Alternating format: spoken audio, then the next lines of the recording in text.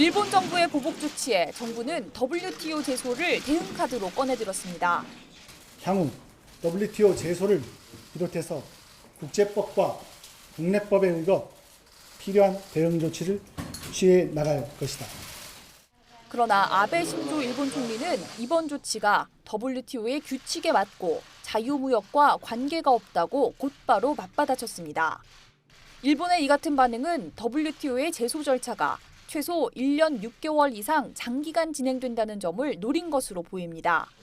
실제 지난 2013년 미국의 세탁기 반덤핑 관세에 대해 제소해 3년 뒤 승소했지만 제소 기간 우리는 수천억 원의 피해가 발생한 것으로 알려졌습니다.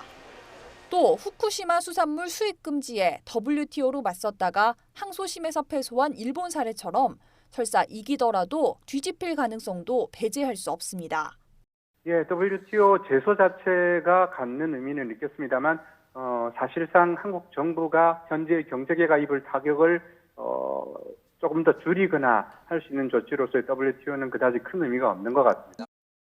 또 전쟁 가는 국가를 추진 중인 아베 정부가 국제기구를 통해 역사 갈등을 부각하겠다는 다목적 카드로 사용했을 수도 있습니다. 경제 갈등이지만 결국 외교 해법이 우선돼야 한다는 지적이 있지만 우리가 꺼낼 수 있는 카드는 그리 많지 않아 보입니다. 양국 관계에 부정적 영향을 미칠 수 있다는데 심각한 우려를 표명하고자 하며 유감으로 생각하고 이 조치를 철회할 것을 촉구합니다. 정부는 과거사와 다른 한일 관계를 분리 대응하는 기조를 유지한다는 방침입니다. 강경화 외교부 장관은 그러나 앞으로 상황을 보면서 후속 대책을 연구해야 할 것 같다고 밝혀 대응 방안이 쉽지 않음을 내비쳤습니다. YTN 한현입니다.